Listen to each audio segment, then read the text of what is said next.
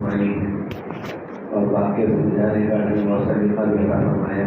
ایسے حضرات کی آمد کو غنیمت سمجھنا چاہیے اور اپنی طرف کا اظہار فرمائیں اور آگے بڑھ کر تشریف رکھیں. جزاکم اللہ خیر. حضرات کا سفر ہے، اس کے باوجود ہماری گزارش کو قبول فرمایا.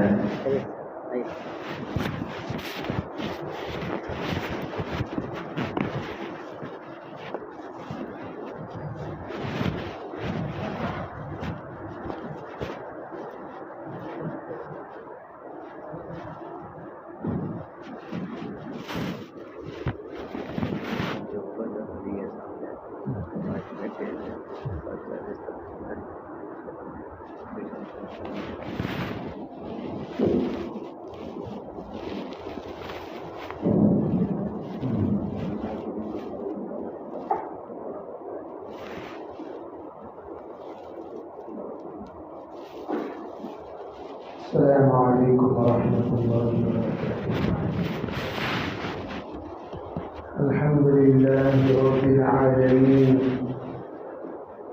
والصلاة والسلام على سید الانبیاء والمرسلین محمد وآلہ واصحابہ اجمعین. اما بعد فاعوذ باللہ من الشیطان الرجیم. بسم اللہ الرحمن الرحیم. اقرأ باسم ربک الذی خلق خلق الانسان من علق.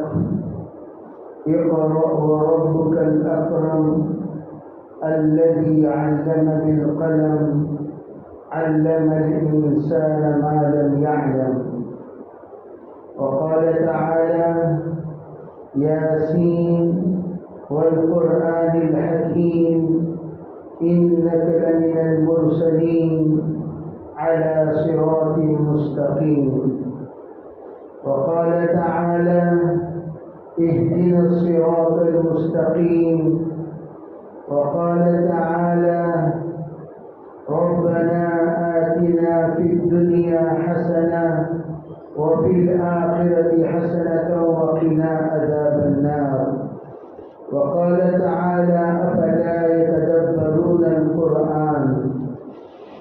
اللهم أيدنا بتأييدك اللهم أيدنا بتأييدك اللهم أيدنا بتأييدك يا رب العالمين.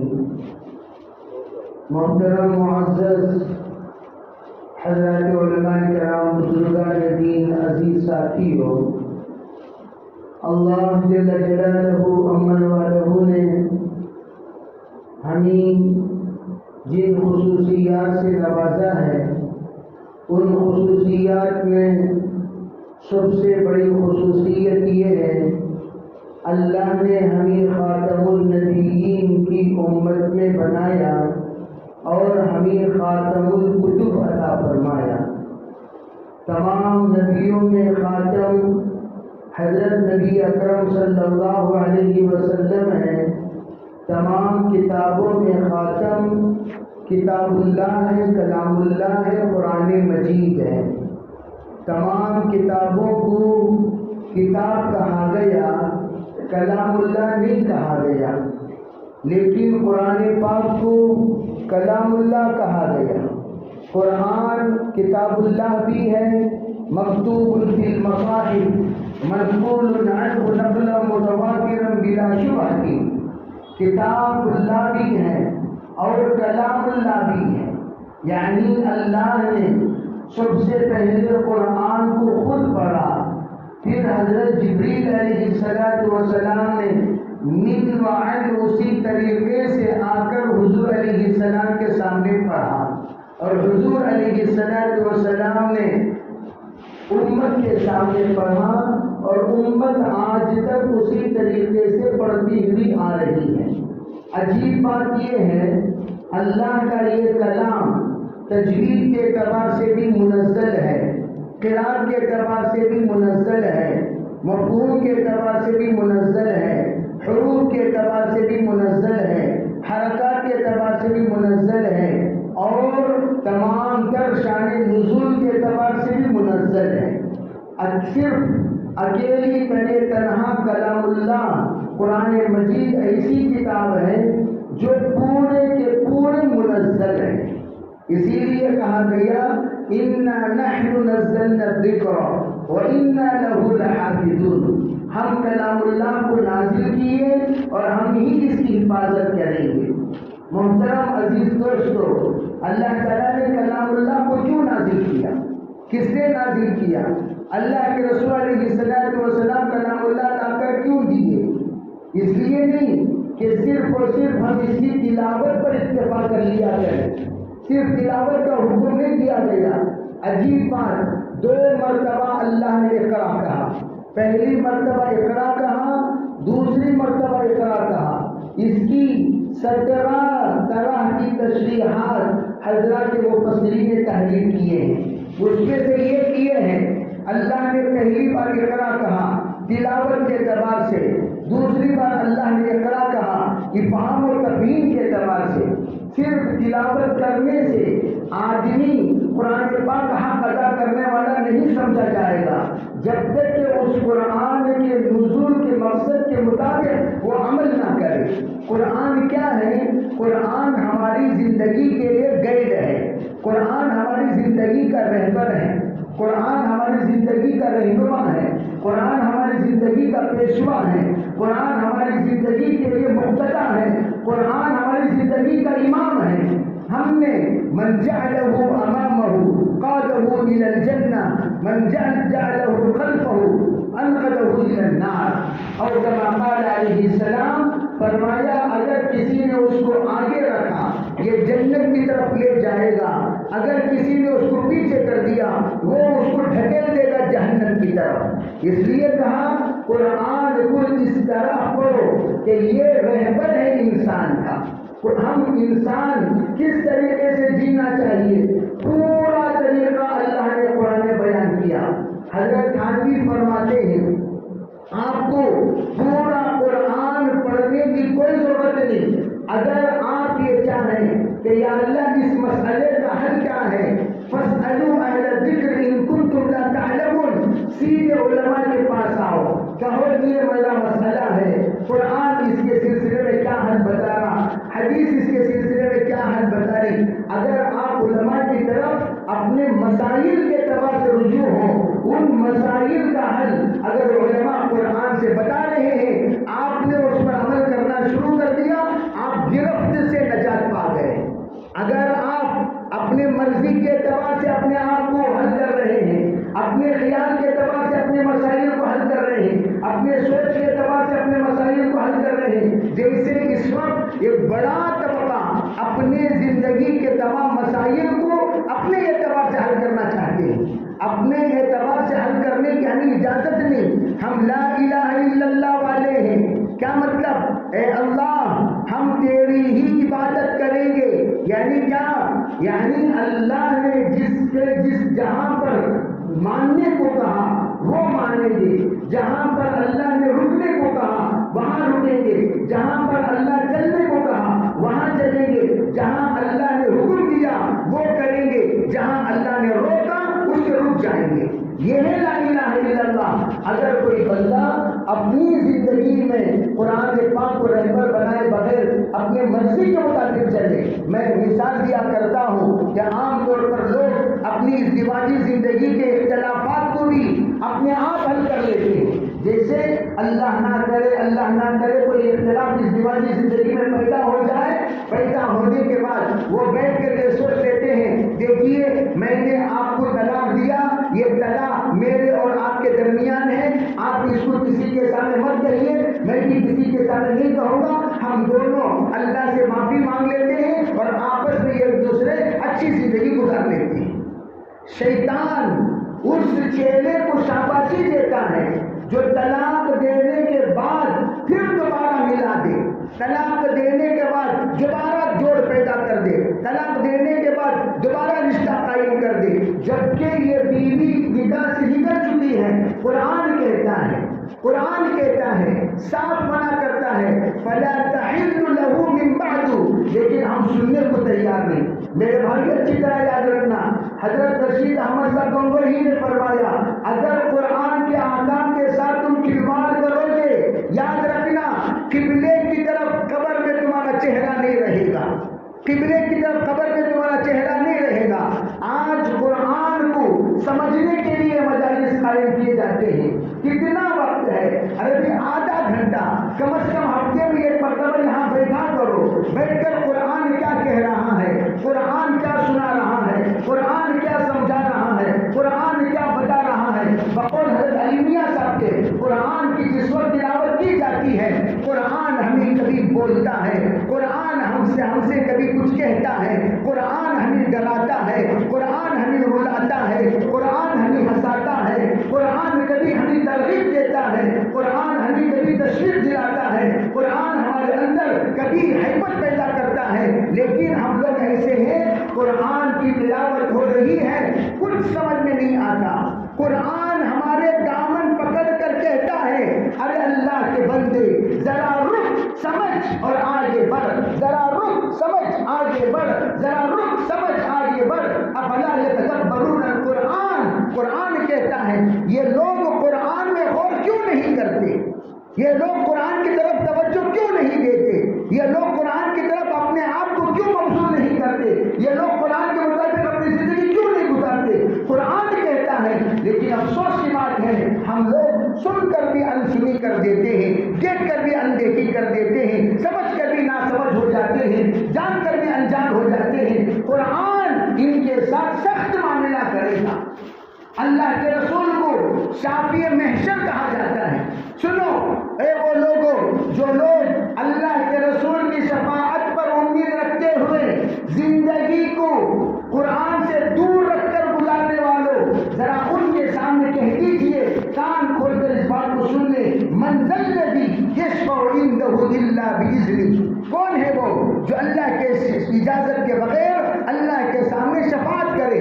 کسی کی اجازت نہیں ہے کہ اللہ کے سامنے شفاعت کرنے کی، لیکن قرآن پاک کے سلسلے میں اللہ کے رسول ان لوگوں کو کھڑا کر دیں گے، یا اللہ یہ تمام وہ لوگ ہیں جنہوں نے خود قرآن پاک کو اتخذوا ھذا القرآن مہجورا، قرآن کو چھوڑ کر زندگی گزارنے والے، قرآن سے ان کی زندگی کا کوئی تعلق نہیں، قرآن سے ان کا کوئی رشتہ نہیں، قرآن نے جس کو حلال کہا اس کو انہوں نے حلال نہیں سمجھا، قرآن نے جس کو حرام کہا انہوں نے اس کو حرام نہیں سمجھا۔ اللہ کے رسول حکم دیتے ہیں احل الحلال وحرم الحرام، ادنا درجہ قرآن کا علم یہ ہے، قرآن نے جس کو حلال کہا تم حلال سمجھو، قرآن نے جس کو حرام کہا تم حرام سمجھو، یہ آخری درجے کا علم ہے۔ لیکن میرے بھائیوں اس علم کو حاصل کرنے کے لیے جب یہاں بلایا جاتا ہے، ارے قرآن کا درد سنو، قرآن کا دکھ سنو، لیکن ہم سننے کو تیار نہیں۔ اللہ تعالیٰ مجرمین میں ان کو کھڑا کر دے گا جو قرآن کو چھوڑ کر زندگی گزار رہے ہیں۔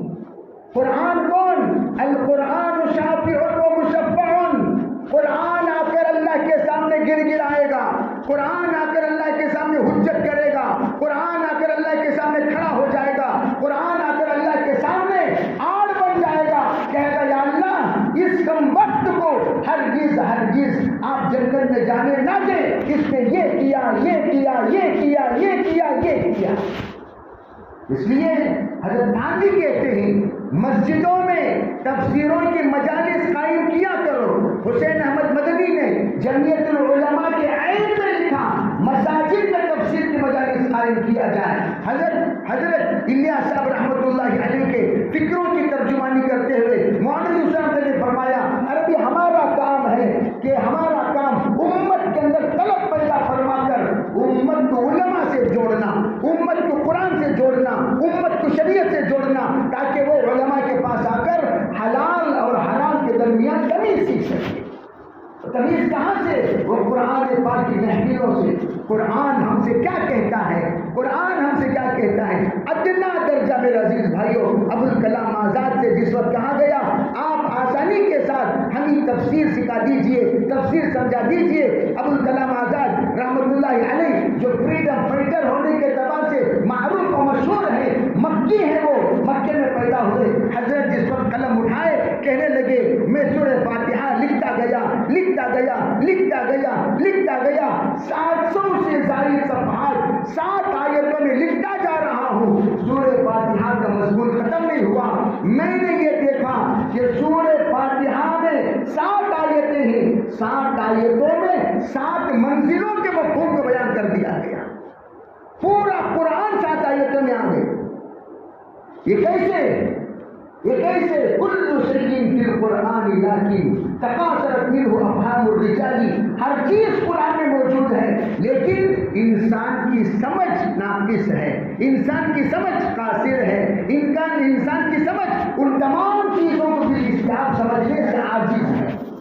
اس لیے اب ہم لوگ کلم الناس علی قدر عقولہم, ہماری سمجھ میں جتنی بات آتی ہے اتنی بات سمجھانے کے لیے یہاں پر تفسیر کی مجلس ہوتی ہے. کہ تمام حاضرین سے میں عاجزانہ گزارش کروں گا ان مجلسوں کو غنیمت سمجھو, ان مجلسوں میں بیٹھو, ان مجلسوں میں اچھی نیت سے بیٹھو. تمہارے اشکالات اللہ ان مجلسوں سے حل کریں گے, تمہارا ذہن اللہ ان مجلسوں سے صاف کریں گے, تمہارے ذاتی مسائل کا حل اللہ ان مجلسوں میں عطا کریں گے. قرآن سے رشتہ پیدا ہوگا, قرآن سے ایک جوڑ پیدا ہوگا. نبی علیہ السلام کے آمد کا مقصد حضرت ابراہیم نے جو دعا مانگی تھی وہ کیا؟ ربنا وابعث فیہم رسولا منہم یتلو علیہم آیاتک. کہا اے اللہ یہاں پر ایسے رسول کو مبعوث فرما جو قرآن کی تلاوت کرے وَيُعَلِّمُهُمُ الْكِتَابَ وَالْحِکمَۃَ, قرآن و حدیث ان لوگوں کو سمجھائے.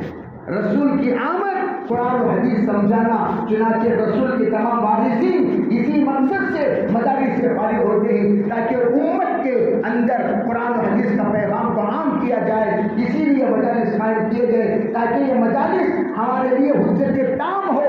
تو ماشاءاللہ مسجد کے ذمہ داروں نے, مسجد کے علماء نے, مسجد کے مقتدیٰ نے, مسجد کے تمام اراکین نے اس بہترین ایک موقع ہمارے لیے کے لیے عطا کیا. میں تو یہ کہتا ہوں ارے بھائی تمام محلوں میں اس بات کی آواز لگانی چاہیے, آ جاؤ قرآن کی جانب, آ جاؤ اللہ کی جانب, آ جاؤ اللہ کے کلام کی جانب. سب کو بلاؤ اور لا کر اس مجلس سے بٹھاؤ اور بٹھا کر ان کے تمام مسائل کا حل جو قرآن کے ذریعے سے بیان کیا جاتا ہے ان کے دماغوں میں بٹھاؤ. انشاءاللہ یہ مجلسیں ہمارے لیے قبر کا سکون کا سبب بنی.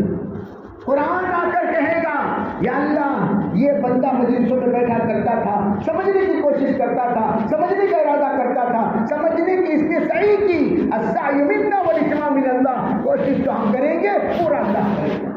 اس لیے میرے بھائیوں میرے عزیزوں میں آپ سب سے گزارش کرتا ہوں سستی مت کرو. میں عام طور پر کہا کرتا ہوں یہاں بہت مصروف سمجھ کر نکلیں گے باہر, جا کر دیکھو کہاں رہیں گے, سڑکوں پر کھڑے رہیں گے, گھنٹے کھڑے رہیں گے. 20 منٹ 25 منٹ 30 منٹ اگر ہم یہاں بیٹھ جائیں گے تو ہمارے زندگی کے مسائل کو اللہ حل کرے گا اور خیر ہماری زندگی میں پیدا ہوگا. سب نیت کریں گے انشاءاللہ. اور ایک بات یاد رکھیں, روزانہ ہم جو سورہ یاسین پڑھتے ہیں, یاسین میں بھی کیا ہے, یاسین کے 2 معنی ہیں. ایک کہ حضور سے خطاب ہے, ایک اے انسان. ہر انسان سے اللہ تعالیٰ کہنا چاہتے ہیں یاسین والقرآن الحکیم, قرآن پاک کی جو حکمت والا کلام ہے اس کا قسم کھا کر اللہ کہتے ہیں انک لمن المرسلین, تو تیرے خاندان کے لیے, تیرے پریوار کے لیے, تیرے علاقے کے لیے, تو جس میدان میں کام کر رہا ہے اس کام کے لیے, اگر وہ تجارت ہے تاجروں کے لیے, اگر زراعت ہے زارعین کے لیے, اگر تو مزدور ہے مزدوروں کے لیے, لمن المرسلین, اللہ کے پیغام کو پہنچانے والا ہے, اللہ کا پیغام پہنچانے والا. اور اللہ کا پیغام پہنچانے والا اللہ کا پیغام نہیں سمجھے گا کیا پہنچائے گا, کیا حق پہنچائے گا.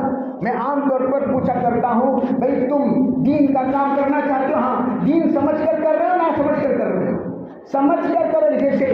جیسے میں ایک مثال دیا کرتا ہوں, ایک انسان ڈرائیونگ سیکھنے کے لیے گیا, ایسے انسان کو اپنا استاد منتخب کیا جو زندگی میں کسی پیسنجر کو منزل کو نہیں پہنچائے, ہندوستان سے قبرستان کو پہنچا دے.